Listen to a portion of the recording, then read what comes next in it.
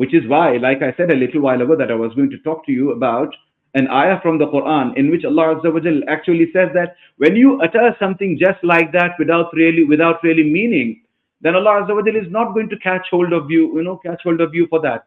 Allah Azza wa Jal will actually catch hold of you for what you have intended to say. لا يؤاخذكم الله باللغو في أيمانكم ولكن يؤاخذكم بما عقدتم الأيمان ولكن يؤاخذكم بما عقدتم. So عقدتم, ain, qaf and dal are the root letters for the word Aqeeda.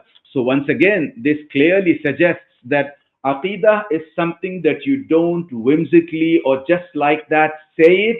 Aqeeda is matters pertaining to your belief system. And Aqeeda is something, like I said a minute ago, that does not change every now and then. You don't get up, one fine morning and change your belief system. The next morning you get up and you have another belief system. The next morning you get up. It never happens that on a Sunday you have one Aqeeda, on a Monday you have another, a Tuesday another. No, the matters pertaining to your belief system always are rooted, deeply rooted in your heart, which is why Aqeeda is something called certainty.